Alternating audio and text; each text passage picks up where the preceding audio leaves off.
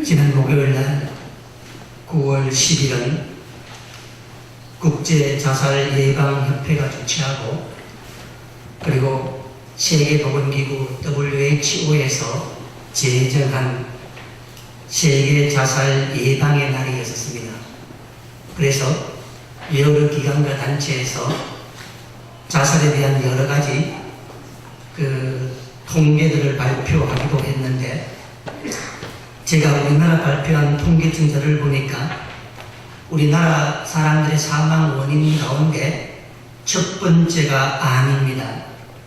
두 번째는 심장질환이고, 세 번째는 뇌혈관 질환이며, 네 번째가 자살이라는 통계를 제가 봤습니다.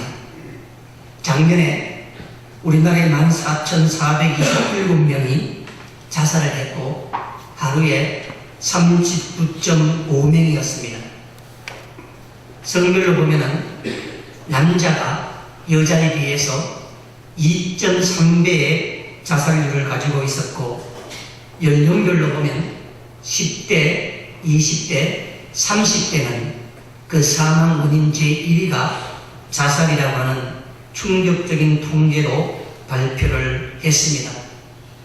이와 더불어 OECD 세계경제개발회의인가요? 거기 단체에서 2005 건강보고서를 발표했는데, 제가 그 보고서를 보니까 우리나라는 11년째 자살 세계 제1위를 하고 있다는 발표가 났습니다.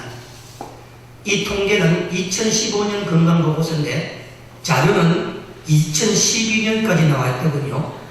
2012년 인구 10만 명당 우리나라 사람 자살률이 29명이었고 OECD 평균 국가 자살률은 12.1명이었습니다. 그러니까 우리나라가 거의 OECD 평균의 3배가 넘는 사람들이 자살하고 있다는 것입니다. 더 흥미로운 사실은 OECD 국가 가운데서 자살률이 낮은 나라들, 터키 10만 명당 2명이며 그리스 4.2명 뿐만 아니라 여러 나라들이 우리나라보다 경제력이 훨씬 더 못한 나라며, 특별히 그리스는 경제 위기 IMF를 겪고도 사람들의 자살률이 그렇게 많지 않다고 그래서 OECD 국가뿐만 아니라 여러 단체에서 왜 한국에서만 유독 이렇게 자살률이 증가하고 있는가? 더더욱이 OECD 국가 대부분이 지금 내년마다 자살률이 감소하고 있는데 우리나라는 계속 증가하고 있어서 이것이 중요한 연구가 필요하다라고 하는 그 주석을 달고 있기까지 했습니다. 여러 가지 원인들을 이야기합니다. 세계에서 유례를 찾아볼 수 있는 압축 성장, 그리고 세계에서 가장 치열한 경쟁 사회, 그리고 주기적으로 다가오는 경제 위기 뿐만 아니라 학생들로 하여금 학업에 강력한 스트레스를 주게 하는 이 성적 등 이 모든 문제가 우리나라를 점점점 자살의 공화국으로 만든다라는 얘기를 보았습니다. 오늘 아침이었습니다. 이런 새벽에 제가 일어나서 밖에 나와봤는데 오늘 아침 햇살이 정말 좋았습니다. 아침 일찍 가만히 보면서 우리 선교선 앞쪽에 있는 산에 소나무가 햇살 비치는 걸 보면서 그냥 제 혼자 참 세상에 이렇게 행복한 목사도 있을까 하는 생각을 혼자 해봤어요. 주일 아침에 이렇게 햇살 쏟아지는 산을 볼 수 있는 목사가 있을까? 그리고 요즘 제가 경도가 부어서 밥을 잘 먹지를 못해서 오늘 아침에 우리 식당 박지사님께서 흰죽을 끓여 주셨습니다. 우리 선교센터 식당에 혼자 앉아서 흰죽에다가 된장을 먹으면서 이렇게 고개 들여 사박을 보니 앞에 황지사님 집과 이렇게 산이 마치 그림처럼 보이는데, 야, 이렇게 행복할 수가 있을까? 그런 마음이 불현듯 들었습니다. 물론 도시에 있는 분들이 들으면 말도 안 되는 소리라고 할지 모르겠지만 시골에 있으면서 이렇게 좀 경쟁이 덜하고 또 세상 사는 게 각박하지 않고 그러면서 좀 여유롭다고 하는 것이 얼마나 좋은 일일까 생각이 들며 우리가 사는 이 세상이 조금만 더 경쟁을 완화시킨다면 아이들 하여금 조금만 더 성적에 대한 부담을 주지 않게 한다면 이 땅 살아가면서 돈에 대한 부담만 조금만 갖고 있지 않다면 얼마나 좋을까 하는 생각이 들었습니다. 우리 김정백 집사님이 지난 화요일날 수술을 하셨습니다. 제가 알고 있었지만 우리 정백 집사님과 가족들이 교회에 알리 살았으면 좋겠다라는 얘기를 여러 번 해서 제가 따로 강구에 실지도 않았습니다. 어제 제가 우리 정백 집사님 병문안을 갔었습니다. 그 전까지 계속 잡수지를 못해서 일부러 가지 않았었습니다. 그래서 어제 마침 미역을 먹는다 해서 갔는데 가서 이야기를 하시는데 저를 보시더니 애처럼 우시는 겁니다. 그러면서 저보고 그래요. 지난 몇 주간 목사님 내 마음 누가 알았겠냐면서 내가 수술 받는데 아무한테도 안 알리고 이렇게 묻고 다녔다. 열심히 일도 하고 제가 그랬습니다. 수술을 하고 나니까 그런 얘기 하는 게 아니겠습니까? 라는 이야기를 했었습니다. 마음고생이 심했는데 이제 수술을 마치고 나니 감사하기도 하고 또 그 마음이 들어서 그런 것입니다. 살아있다고 하는 것은 얼마나 감사한지 모르겠습니다. 그 감사는 병원에 가보시면 압니다. 우리가 살았을 때는 평상시 때는 그저 이렇게 살기 힘들고 죽지 못해 산다 라고 하지만 그 병원에 가서 사회적으로 수술받는 사람들 그런 걸 보면 얼마나 감사한지 모르겠습니다. 어제 한번 또다시 우리 정비생 갔다 오고 나면서 야 정말 아프지 않고 살아야 되는데 우리의 육신이 허물었기 때문에 아프지 않을 수는 없지만 아플 때 이 고통을 잘 다루는 법을 배워야 하는데 그런 마음을 하면서 돌아왔었습니다. 오늘 이야기는 사실 좀 생뚱맞은 이야기일 수 있습니다. 이스라엘 역사에서 모세와 더불어서 가장 기억할 만한 사람이 있다면 다윗입니다. 다윗은 베들레헴에 이세라고 하는 사람의 8번째 막내 아들이 있었습니다. 그런 그가 우연히 사울왕의 눈에 띄게 되고 거기서 발탁되어 그야말로 출세한 사람이었습니다. 그 다윗의 출세 과정은 매우 유명한 이야기 아니겠습니까? 이스라엘과 블레셋이 전쟁 중이었습니다. 언제나 영웅은 전쟁 가운데 나오는 겁니다. 전쟁 중이었는데 상대편 블레셋에 골리앗이라고 하는 유명한 장군이 있었습니다. 이 골리앗이 이런 대담한 제안을 합니다. 우리 한목에 다 싸우지 말고 각각 선수 한 명씩 불러서 나라와 국가의 운명을 걸고 1대1 맞짱을 뜨자. 이긴 사람이 모든 걸 다 갖기로 하자. 매우 대담한 제안이었습니다. 이 제안을 40일 밤낮으로 떠들며 하나님을 모욕해도 이스라엘 누구도 나가서 그와 대항할 자가 없었습니다. 왜 그랬을까요? 많은 사람이 이렇게 생각합니다. 골리앗이 덩치가 커서 힘이 세서 물론 그럴 수도 있지만 그러나 이 골리앗이 그렇게 자신만만하게 말했던 이유가 있습니다. 나중에 다윗이 그와 싸우면 뭐라 말합니까? 너는 칼과 창에 의지해서 나오나 나는 만군의 여호와 이름으로 네가 한다 말씀하고 있지 않습니까? 왜냐하면 당시에 골리앗을 비롯한 블레셋은 철기 문화를 갖고 있던 나라에 있었습니다. 그러나 이스라엘은 아직까지 청동기 말기 문화입니다. 그래서 이스라엘에 철기 칼을 든 자가 사울 임금과 왕자 여러 뿐이었습니다. 아무도 철기를 갖고 있지 않았습니다. 굴이 금하고 철하고 싸우면 누가 이기겠습니까? 말할 필요 없는 겁니다. 그러니까 골리앗이 괜히 허세 있는 것이 아니라 자기에게 철기 칼을 휘두르면서 나오라 그러는데 한번 생각해 보세요. 저쪽에서 다발총을 들고 있는데 내가 세수하고 나가 싸울 수 있겠습니까? 지는 겁니다, 그거는. 그 골리앗의 이 호언장담이 아니라 그가 가진 무기의 우세함, 전쟁이 보다 많아야 됩니다. 그래서 이스라엘의 장군이어서 그런 것이 아니라 그 철기 칼과 구리금이 나가 싸워봐야 전쟁할 필요가 없는 겁니다. 그래서 나중에 이 다윗의 골리앗과 싸울 때 맞짱 뜨는 게 아니라 멀리서 돌을 던져서 죽이지 않습니까? 사실 맞짱을 뜨는 게 아니라. 그래서 여기에는 참 재미있지 않습니까? 철기 문화를 석기 문화, 구석기 시대 돌로 잡았다. 이래서 하나님의 은혜가 있다는 겁니다.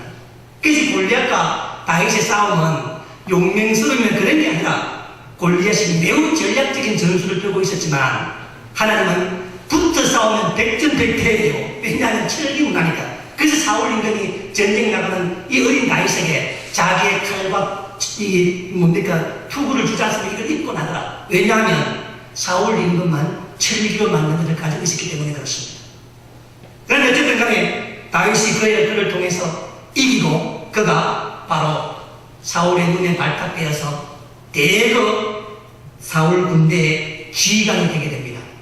그런데 이것이 다윗을 괴롭게 하는 거 아니겠습니까? 지휘관이 되자 백성의 모든 인심이 다윗을 열렬히 환호합니다. 사울이 죽인 자는 천천히요, 다윗은 그냥 만만이다. 그때부터 사울은 다윗을 정적으로 여깁니다. 정치적 적으로 여깁니다. 이제 저자가 내 자리를 빼앗는 것 말고 이 이스라엘에서 더 얻을 게 무엇이 있겠느냐. 그때부터 성경은 사울의 마음에 악심이 부렸다라는 말로 표현함으로 말미암아서 사울 임금은 그때부터 정적 다윗을 제거하려고 여러 가지로 계략을 꾸미고 창을 던지기도 하지만 그때마다 다윗이 피합니다. 그러다가 결정적으로 다윗을 죽일 묘수를 찾아냅니다. 그렇지만 다윗이 매우 유명한 사람이며 그리고 군대 지휘관인데 명분을 왜 죽이겠습니까? 그래서 명분을 짜내는데 그 명분이 뭐냐면 이제 내가 너희들에게 말하노니 누구든지 블레셋 사람 표피 100개를 구해오는 자가 있으면 내 딸과 결혼시키겠다고 하는 매우 엉뚱한 제안을 하게 됩니다. 보세요. 표피를 100개를 자르려면 그 블레셋군 진영에 들어가야 되잖아요. 그렇죠? 나중에 다윗이 이 전술을 이어받아 우리아를 죽이지 않습니까? 나중에 요압한테. 그래서 그렇게 하는데 이 다윗이 자기 군사들과 함께 적군에 들어가서 200개의 표피를 구해옵니다. 혹을 때려다가 혹을 붙이게 되는 겁니다. 그래서 사울 임금 큰딸 메랍이 있었는데 이 메랍은 다윗을 별로 좋아하지 않았어요. 그래서 그런 말이 오가는 중에 이 큰딸 메랍은 다른 사람과 결혼을 하게 되고 사무엘상 18장 2절에 보면 둘째 딸 미갈이 등장하는데 이 미갈이 이렇게 말합니다. 사울의 딸 미갈이 다윗을 사랑하네 라는 말이 나옵니다. 구약성서에서 여성의 입으로 제일 먼저 사랑했다고 하는 말이 미갈 입에서 나옵니다. 구약성서 전체에서.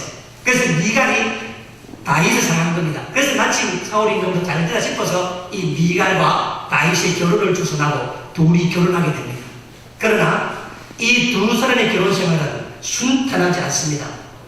부부 사이에 문제가 있어서 그런 것이 아니라 정치적 이유 때문에 그렇습니다. 사이로 받아들였지만 사울 임금은 끊임없이 자기 사이 다윗을 죽이려고 계속 계략을 펴니다. 그 사이에서 아버지와 남편 사이에서 갈등하는 게 바로 미갈의 모습입니다. 그러다가 결정적으로 사울 임금이 다윗을 죽이려고 계략을 펴는데 그때 그 계략을 미리 알고 미갈이 다윗을 궁전 창가로 달아내리고 자기 침상에는 옛날식으로 말하면 지프로 만든 사람 모양을 만들어서 거기에 그 염소털을 입혀서 이불을 덮어놓습니다.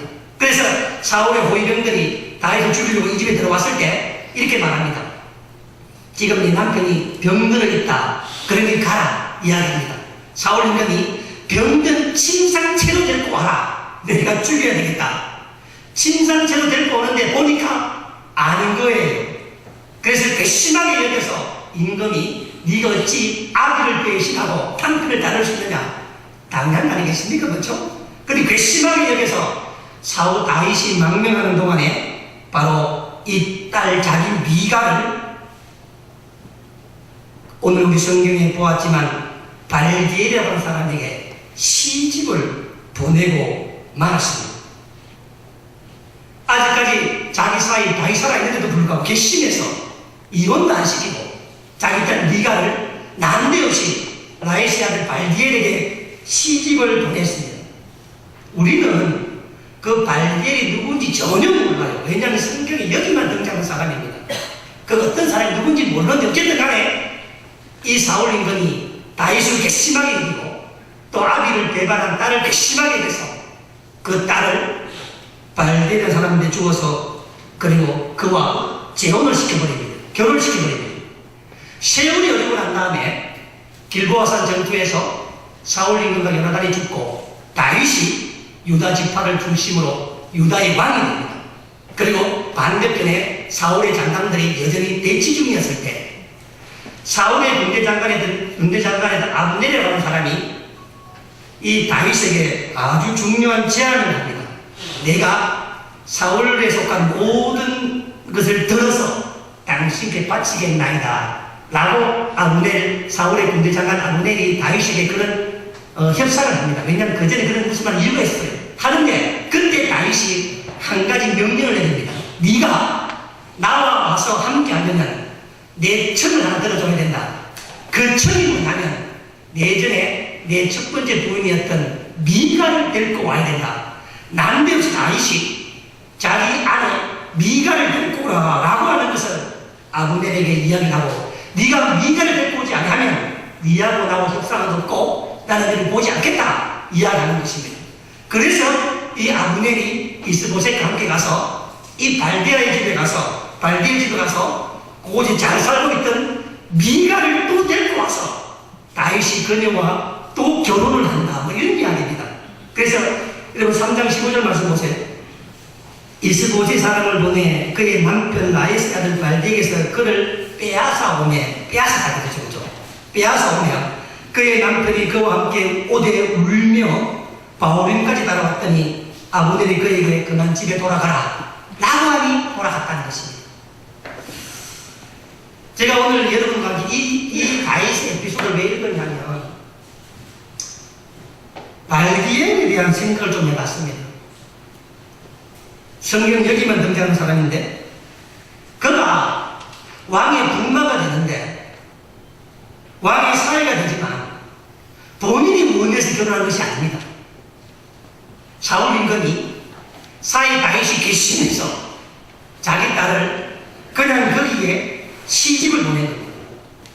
그러니까 결혼이 자기 의지가 아니었습니다.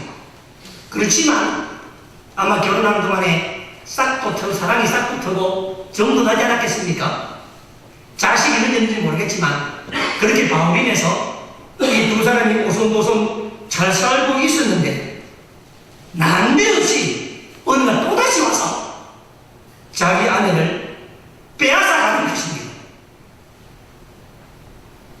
하루 기가 막히게 울면서 아내들을 쫓아오는데 아브넬이 빨리 집에 돌아가라고 죽지 않으면 그래서 바울인까지 왔다가 그만 집으로 발길을 되돌렸다는 것입니다. 이게 이 사건의 전부 내용이 그 뒷내용도 없습니다. 저는 성경을 볼 때마다 아쉬운 점이 한두 가지가 아니에요. 왜 하나님은 이럴 때 이들의 심리 묘사를 안 해놨을까? 그 뒤 미가가 이어진 발들이 어떻게 살았을까? 제가 요 며칠 계속 생각 좀 해봤어요. 어떻게 살았을까? 만약 제가 그럽니다. 어떻게 살았을까? 이런 한번 생각해 보세요. 원만히 아마 억울한 또 분한 게 이루 많았지 않겠습니까? 그렇지만 왕이 또 다윗은 명분 있잖아요. 그렇죠? 원래 자기 아들이었으니까 명분이 그 자기 아들 되돌려달라는데 어쩔 수도 없고 결혼시킨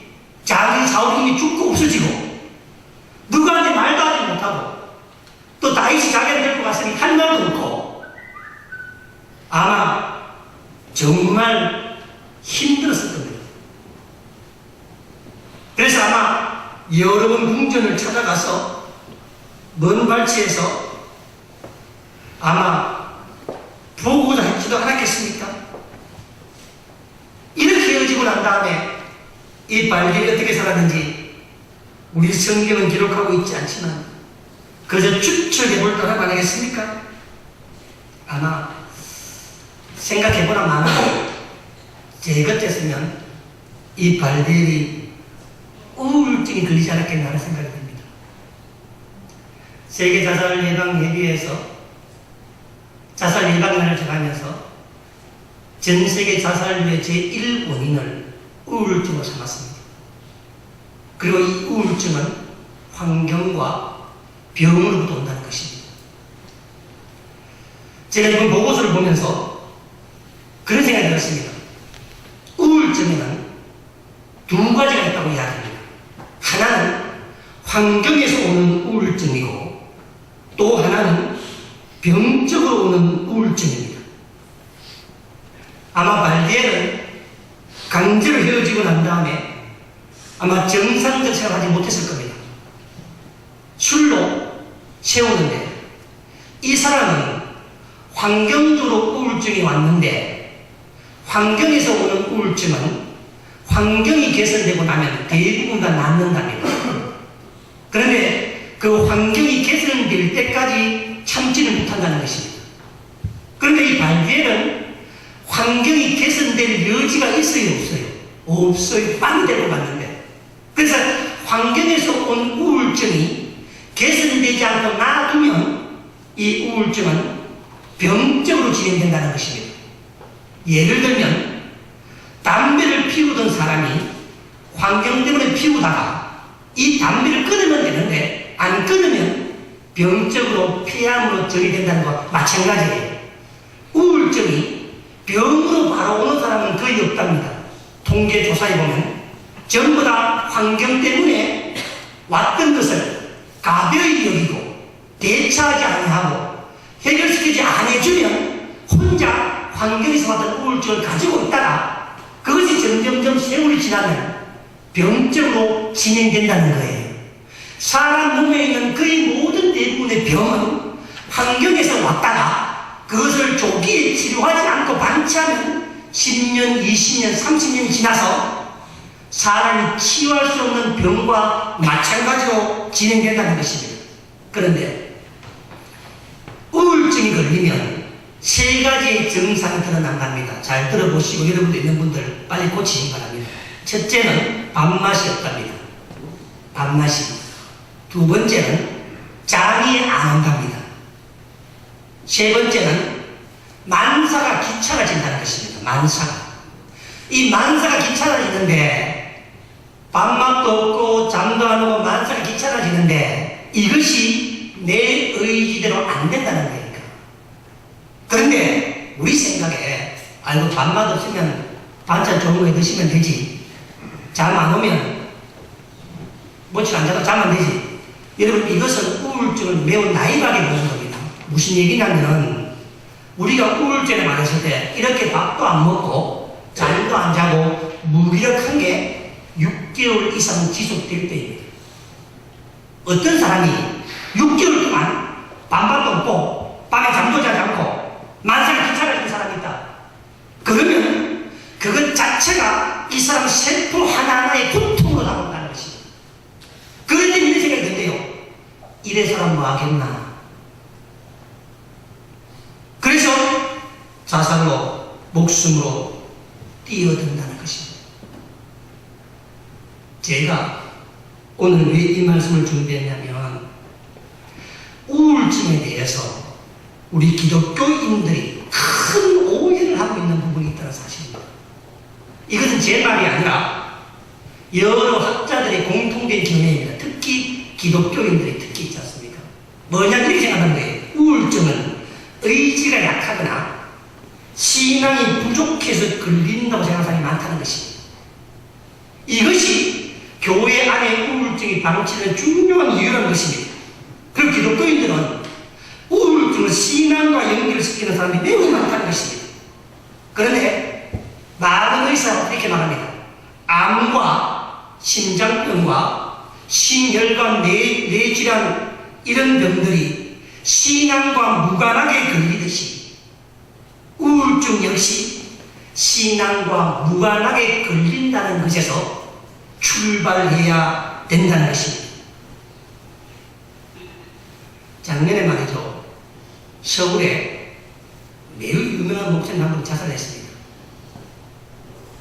그분이 얼마나 유명했었냐면 자타가 고민하는 세계에서 설교를 제일 잘하시는 분입니다. 얼마나 잘하셨냐면 그분이 자살하고 난 다음에 그 교회가 3,000명이 모이는 교회인데 대치할 만한 목사를 찾지 못해서 지금까지도 생전에 했던 그 목사님의 설교를 반복해서 주일날 듣고 있습니다. 지금까지. 그럼에도 불구하고 어느 교인이 하나 불망이 없고 아주 만족해야 하는 정말 놀라운 교회예요. 그 교회 목사님이 작년에 자살을 하셨는데 그 자살을 했는데 많은 사람이 어떻게 목사 자살할 수 있겠느냐 라고 의문을 제기했습니다. 알고 보니까 그 목사님께서 우울증에 걸렸다라고 하니 더 많은 비난이 쏟아졌습니다. 목사가 무슨 우울증에 걸려 목회를 제대로 안 했나 보면 목사가 우울증에 걸릴 이유가 어디 있어? 얼마나 바쁜데? 라고 하며 많은 분들이 비난을 했다는 것입니다. 여기에 대해서 한국의 유명한 정신과 의사가 해석을 해놨습니다. 목사도 우울증에 걸릴 수 있다는 것입니다. 이 세상에 우울증 안 걸리는 사람은 아무도 없으며 그것은 신앙이 부족해서도 목회를 열심히 하다서도 아닌 질병으로 이해하는 생각이 필요하다는 것입니다. 그래서 특별히 기독교인들이 우울증을 너무 가볍게 생각하고 있다는 겁니다. 암과 같이 그렇게 그 병에 대해서 접근하고 다루고 치료해야 되는데 그렇지 않다는 것입니다. 지난 9월 10일 날 세계 자살 예방의 날이었는데 미국에서는 매우 시끄러운 논쟁이 있었습니다. 미국 침례교 가운데서 우리 남침례교 침례교 가운데서 가장 대표적 교회가 어디냐면은 캘리포니아 세들백이라는 곳에 있는 세들백 교회입니다. 리크 워런 목사님께서 목회하는 교회이며 그 교인 매주 출석이 1만 명, 재적 3만 명인 미국 안에서도 매우 중요한 큰 교회이며 목적 이끄는 삶이라고 해서 전 세계 개신교에 굉장한 영향을 미친 교회이며 미국 교회 가운데 가장 아름다운 교회이며 그 교회를 갔다 온 사람은 교회를 왔는지 공을 구분을 못한답니다. 그렇게 그 교회가 자연 친환경적으로 그렇게 교회를 아름답게 꾸며놓은 그런 교회인데 무슨 일이 있었냐면 2013년 4월 달에 리크 워런 목사님의 둘째 아들 매튜 워런이 총기 자살한 것입니다. 이거 굉장한 뉴스였어요. 그래서 리크 워런 목사님께서 교회에 공식적으로 이 문제를 제기하고 그리고 세계 교회에 이 문제를 제기했던 것입니다. 그런데 이번 9월 10일 날 이분 리크 워런 목사님의 사모님이었던 K 워런 사모님께서 특별 기고문을 냈는데 이게 지금 미국 사회에 상당한 논란이 되고 있습니다. 이렇게 시작합니다. 성경 어디에도 자살하면 지옥 간다는 구절이 없습니다. 이렇게 주장을 해서 지금 논쟁이 되고 있습니다. 특별히 이 매튜 워런이라고 하는 이 친구가 리크 워런 목사님의 2남 1녀 중 막내였는데 자살하기 10년 전부터 우울증으로 인한 정신질환을 알아왔다는 것입니다.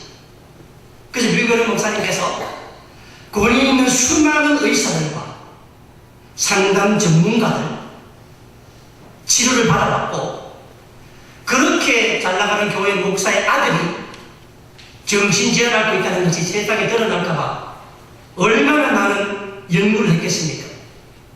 그런데 순간적 절망에 휩쓸려 총기로 자살했는데 자살하기 전 마지막 매튜 헨리가 남긴 말이 이 말이랍니다.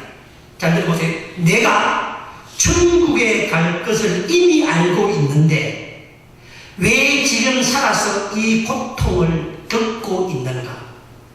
죽어서 이 고통을 끝을 내야 되겠다 했다는 것입니다. 그러니까 이 매튜 워렌이라는 친구가 자기 앓고 있는 정신적 질환과 삶의 우울감이 얼마나 고통이 심했는지 차라리 이 고통을 지금 끊어서 내가 죽는 것이 더 낫다라는 이야기입니다. 그 친구가 무슨 돈이 없었겠습니까? 무슨 교육을 못 받았겠습니까? 아버지 리그리 목사님이 어디 뭐 좋은 뭔가 했겠습니까?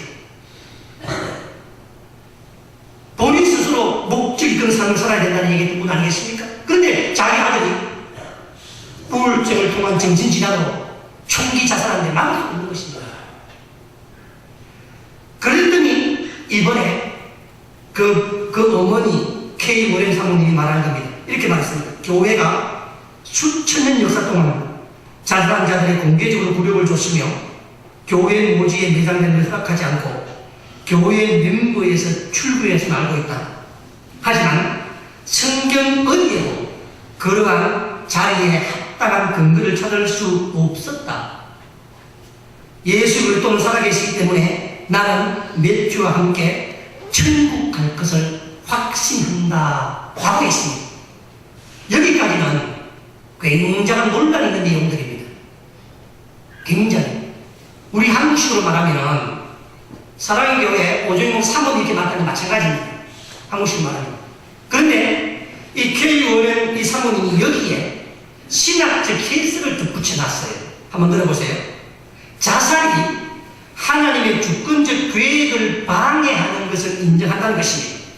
그러나 용서받지 못할 죄인가? 라고 하는 화두를 던졌습니다. 자살이 하나님의 창조와 주권적 역사를 방해하는 일에 틀림이 없지만 그러나 하나님 앞에 용서받지 못할 죄가 있는가? 나는 이야기합니다. 그러면서 로마서 8장 사도 바울의 말을 인용하면서 사망이나 생명이나 천사들이나 권세자들이라도 예수 안에 있는 하나님의 사랑을 끊을 수 없으리라 라고 이야기하면서 나는 희망한다는 것입니다. 내 아들이 천국에 갔을 것이라고. 암으로 죽든 교통사고로 죽든 정신질환으로 자살하든 예수 안에서 구원의 약속은 확실하다. 이렇게 이분이 주장하는 것입니다. 그러면서 마지막에 이렇게 우리에게 경고하고 있습니다.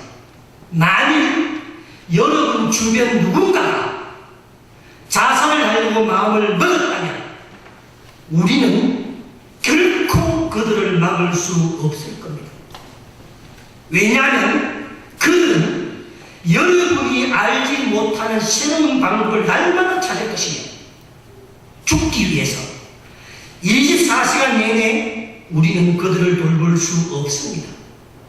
그래서 우리가 할 수 있는 일은 그들에게 희망을 주고 용기를 줘서 나는 더 이상 버틸 수 없어 지금 끝낼 거야 라는 순간에 이르기 전에 희망을 전할 수 있어야 되는데 나는 그렇게 하지 못했습니다. 매우 의미 있고 신학적이며 솔직한 표현이라고 생각합니다. 자신의 의지와 무관하게 아내를 빼앗겼던, 그래서 아마 심한 우울증 앓지 않았겠는가 라는 생각을 하다가 여기까지 한번 생각해 보게 되었습니다. 심리학자들 말합니다. 이 땅 살아가면서 인간이 겪을 수 있는 가장 큰 스트레스가 뭔가? 뭘 끝에 여러분들? 자식 죽음 그렇지 않습니다. 부모 죽음 그렇지 않습니다. 심리학들에 의하면 인간이 가장 크게 받는 스트레스는 배우자가 죽을 때 여러분, 배우자가 죽을 때 받는 스트레스가 50이라면 자식은 25도 안 된다. 이 발디엘이 얼마나 힘들었겠습니까? 여러분, 슬픔은 고통이며 누구나 행복해지기 원하지만 그냥 피할 수 없습니다. 따라서 고통은 피할 수 없습니다. 그러나 그 고통을 그 고통을 다룰 수는 있습니다. 저는 오늘 피할 수 있는 고통이 있다면 그 고통은 다루어야 합니다. 제가 고통을 다룰 수 있는 유일한 것은 교회뿐입니다.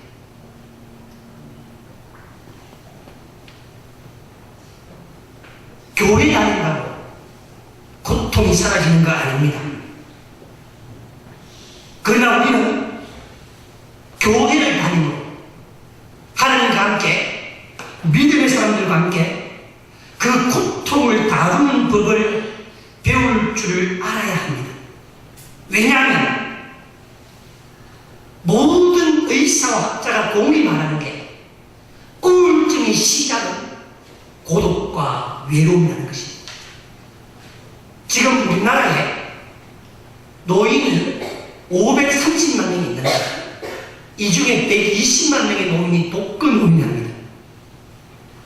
안타깝게도 명절이 지나고 나면 독거 노인 자살률이 급격하게 늘어난답니다. 그 원인이 외로움 때문에 그렇습니다. 외로움, 고독, 무관심, 현대사회를 대변하는 특징 아니겠습니까? 저는 이것을 해결할 수 있는 것이 교회라고 생각합니다. 정기적인 모임, 함께 참여해서 마음을 나누며 주님 역사되는 간증을 들으며 내 실패를 나누며 사는 사람이 이렇구나 함께 하는 것입니다. 저는 주변에 나이가 좀 드신 분들 볼 때마다 항상 권합니다. 교회를 다니시라. 그러면 목사라서 다니란 말이 아니냐? 아니라던 이야기입니다. 신앙은 둘째라고. 나이들 은퇴해서 가장 필요한 것이 돈하고 이제 그렇지 않습니다. 돈보다 더 중요한 게 뭐냐면 평생을 이야기를 살아갈 수 있는 친구가 필요합니다. 그 친구가 없을 때 돈은 그 사람을 방자하게 만들고 결국 그 돈 때문에 자기 인생이 나아떨어지는 거 아니겠습니까? 그런데 주님 오실 그날까지 내 남은 생에 친구 삼아 함께 좋은 일 나누며 할 수 있는 것이 이 교회만큼 되어 있는 공동체가 이 세상에 존재 단체 가운데 그런 단체는 어디 있습니까? 세상에. 여기에 와서 우리의 고독과 외로움과 절망과 실패를 다루는 법을 배울 줄 알아야 합니다. 그래서 저는 오늘 이렇게 좀 정리하고 싶습니다. 한번 따라합시다. 신앙은 다른 사람을 외롭게 하지 않는 것이다. 신앙은 하나님을 외롭게 하지 않는 것이다. 그래서 전화하며 간섭하며 교회 나오시라 어떻게 지내느냐 잘하시냐 못하시냐 우리 정렬 집사님 겉으로는 말이죠. 목사님 내가 안 하겠습니다. 내가 내 혼자 내가 할 겁니다. 그 말 속에 뭐가 되어 있냐면 한 왔으면 좋겠다. 찾아왔으면 좋겠다. 말도 좀 좋겠다. 벌써 그 병원 안을 병을 다 깨뜨리고 있어요. 병실들은 누가 내 포대를 다 깨뜨리고 있고 어떻게 하나 가니까 뭐 줄줄 이야기를 하십니다. 가면 우리 살아가기 다 그런 거 아니겠습니까? 내가 아파서 힘들어 있는데 누구 찾아올 사람이 없다. 아무도. 이 절망, 이것은요, 바로 반말씀드리지 바로 참여 안 하고 바로 무기력해지는 겁니다. 내 일 사서 망했나 싶어서 전부 다 자살하는 거 아니겠습니까? 그런데 내가 무기력하고 내가 절망 가운데 있을 때, 그런 마음이 있을 때, 그때 와서 누가 내 손을 한번 잡아준다든지, 누가 위로해 준다든지, 그 공동체에서 함께 가본다든지, 그래서 나도 그렇게 아팠노라. 나도 전에 그런 수술을 했노라. 나도 그렇게 했노라. 사람으로 말미암아서 마음을 안 해주는 공동체는 있겠습니까? 저는 이 발디엘 같은 사람을 고독하게 만든 사람, 이 죄없고 순진한 이 사람을 절망에 빠뜨린 사람들, 그가 어떤 성공을 거두었던 아브넬이었던 다윗이었던 상관없이 책임을 져야 됩니다. 그런데 책임을 지지 않는다는 것입니다. 평범한 사람이라고, 힘없는 사람이라고 이렇게 낙대하는 이런 사건은 지금 우리 시대뿐만 아니라 다윗 시대에도 있었다는 것입니다. 발디엘 같은 사람이 어찌 자살을 하지 않았겠습니까? 성경 그 뒷이야기 없습니다만은 저는 감히 생각합니다. 적어도 발디엘 인생에 다윗을 하나가 책임을 져야 된다. 아브넬의 책임을 져야 한다는 것입니다. 다윗이 정치적 이유로 미간을 데리고 온 거 아니겠습니까? 자기의 정권의 정통성을 유지하기 위해서. 결국 그걸로 말미암아서 나중에 미가가 다윗이 싸웁니다. 다윗이 법궤를 갖고 들어올 때 다윗이 너무 기뻐서 춤추다가 옷이 내려가 알몸이 되었는데 미가이 창문에서 보고 말합니다. 왕이여 채통을 지키소서. 그 말에다가 다윗의 저주를 받아서 미가이 평생 악이 없이 애를 갖지 못했다는 말은 무슨 뜻이에요? 다시는 다윗이 너네를 찾지 않았다는 것이에요. 남편을 봐야 되는 것이죠. 그래서 녹탑에 죽을 때까지 미가는 홀로 평생 사는 불행한 삶을 살 것을 왜 데리고 와서 발견을 그렇게 하고 미가 그렇게 했는가 하는 것입니다. 물론 어느 한 면만 보는 것입니다.